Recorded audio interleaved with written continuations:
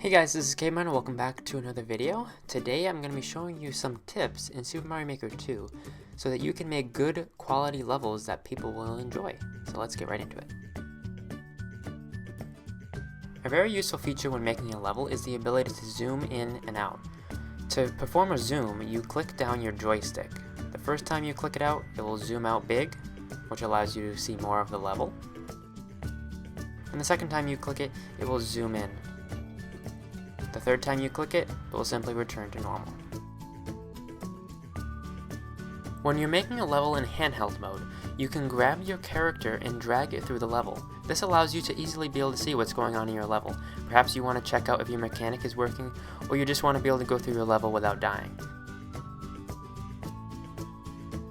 Be careful though, after you let go of your character, everything will return to normal and you'll be vulnerable again. Even when you're dragging your character and you can't be harmed by anything, you still will activate some enemies such as thwomps, so keep that in mind. So here Luigi is jumping around, hopping through a level, and he sees that there's a big open space under the ground, and that's pretty ugly. So how can we get rid of that? So by pressing the back button, which is ZR or ZL, you can select and copy the ground blocks, which will quickly fill in the empty space. Rather than having to draw each and every block in, this is a lot quicker and efficient. Normally you can only grab 20 blocks wide, but when you use the Multigrab feature and zoom at the same time, then you can grab up to 24 blocks wide. Another useful feature of the copy tool is you can select these little decorations that randomly appear when you place ground blocks, such as flowers, bushes, and other little decorations, and you can copy as many as you want. So here Luigi has a little garden. These decorations appear randomly when you place blocks, so if you want a specific one, you can draw a line of blocks, wait for it to appear, and then copy it and place it where you want it to be. Using our Multigrab feature, we can change multiple items at the same time. Along with being able to copy items inside of a level, you can also copy a level itself and save it somewhere else. To do this, you open the level you want, you click Save As, and save it in another spot.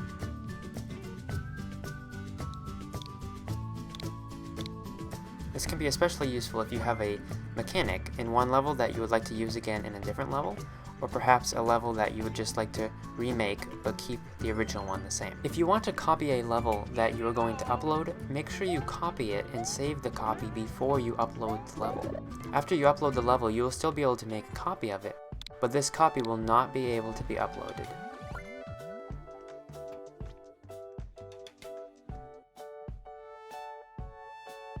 Now let's talk about slopes, arguably one of the best additions to Mario Maker 2. In fact, for the first trailer for Super Mario Maker 2, Nintendo showed off the slopes before any other item. Slopes are very useful. You can slide down them, you can walk up them. They can make your levels look better and more professional. For an example, look at this level. See these jagged blocks? It doesn't look very pretty, does it? But now, if we put slopes there, now it looks a lot better. But there's actually a lot you can do with slopes. If you grab the end, you can extend it, either up or down. If you drag an end and then move to the right or left, this will flip the slope. Now even though our original slope looks better than the jagged blocks, if we extend the slope into the ground, it actually becomes smooth and looks a lot better. There are two slopes in the game. There's the gentle slope and the steep slope. And you can actually take these slopes and combine them together. And there's various ways to do that. You can place them next to each other like so. You can do that. You can even put them into each other like this for a different look. Now something to keep in mind, just as a quick side note, you cannot slide in the style that I'm currently in. This is Super Mario Bros. Style, and you cannot slide down slopes in this style. But every other style you are able to slide down. But in Super Mario Bros. Style, you just simply walk down them. Now another way to use slopes is you can actually put them on your ceiling to make the level look more professional.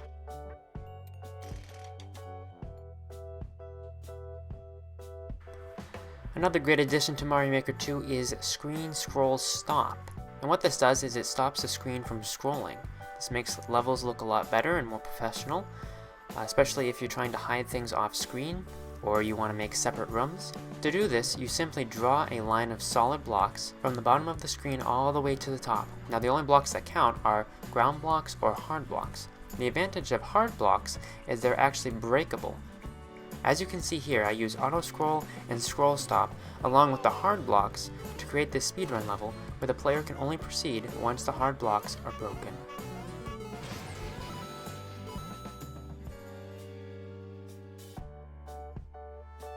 Another thing to keep in mind is the timer.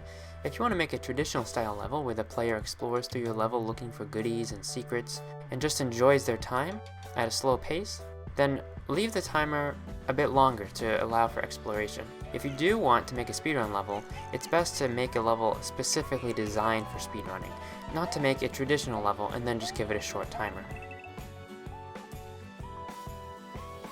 Custom auto scroll is another addition to Super Mario Maker 2, and with this you can choose exactly where the auto scroll will go, whether it goes up, down, or right. You can choose 3 different speeds as well for how fast the screen will scroll. And you can use this in some interesting ways. Here I use custom scroll to give the illusion that you're climbing the vines up to another world, just as you would in a mainstream Super Mario Bros. Game. Now here's the normal exit for this level. But you can use custom scroll for secret exits.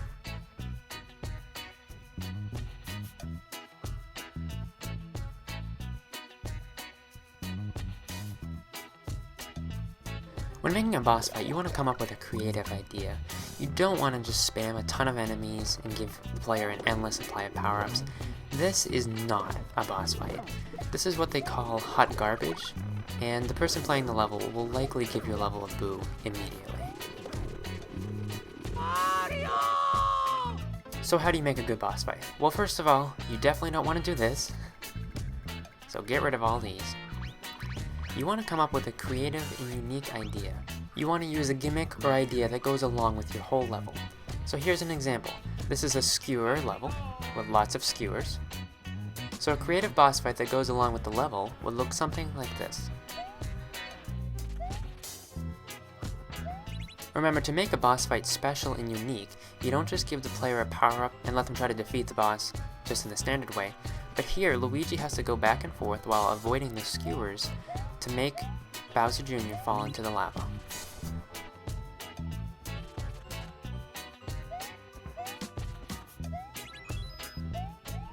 And now Luigi has defeated Bowser Jr. And this is just a simple, yet unique level idea. Here's another example of a good boss fight that uses the gimmick that is laid out in the entire level. As you can see, this is a seesaw level, so naturally the boss fight also utilizes the seesaws. In order to make a good level, you want to make sure it doesn't have any softlocks. Sometimes these softlocks can be in surprising ways, so you may need to play out your level and see all the possible ways a player may be able to softlock themselves. Now, what is a softlock? A softlock is when a player gets in a place in the level where they cannot die, and their only option is to start the level over. As you can imagine, softlocks are not fun, and typically a person will boo your level if it has a softlock. And remember, some softlocks may be surprising, such as this one right here. No matter how hard Luigi tries, he will not be able to escape. So it's important to play test your level to make sure there's no softlocks. When making a good level, there are a lot of common bad practices that you will want to avoid, such as enemy spam, power-up spam, it looks cluttered and unprofessional, off-screen thwomps, misleading arrows, using hidden blocks to troll and softlock a player.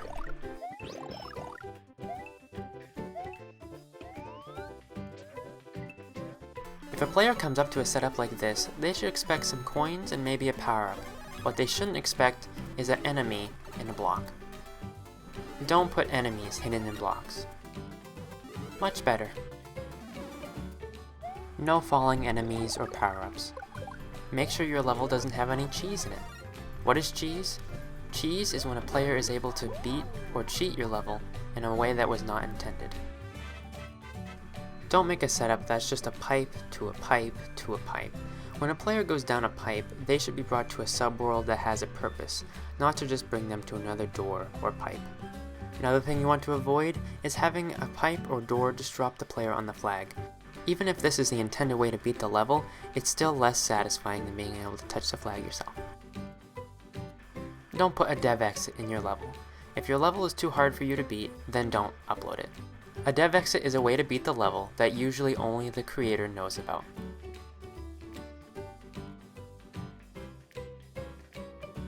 Don't put a checkpoint too soon or too late in a level. A checkpoint should be about halfway through a level. Also, did you know that if you drag a power-up onto a checkpoint flag, when the player hits the flag, they will get that power-up. Don't leave blank spaces in the ground. This looks unprofessional. Using our skills learned earlier in the video, you can quickly fill this in. As a beginner, I would suggest not using these low visibility night themes. Unless you have a very clever idea, these levels are usually not liked. Don't have a key door set up like this. This is extremely tedious and not liked by many. Instead, just use one key door, or have a clear condition. Do not make a pick a door or pick a pipe level. This is a level where the player has to choose the right door or pipe in order to find the correct one that will bring them to the flag. If they choose wrong, this usually leads to death. These levels are not liked. Don't leave any floating pipes in your levels. These look ugly and unprofessional. Instead, make sure your pipe is always connected to the ground or some other object. Well, that's going to wrap up today's video. I hope you guys were able to learn something new. Let me know in the comment section down below which tip was your favorite. But thank you for watching. I hope you enjoyed. Remember to subscribe, share, like, and comment. Peace.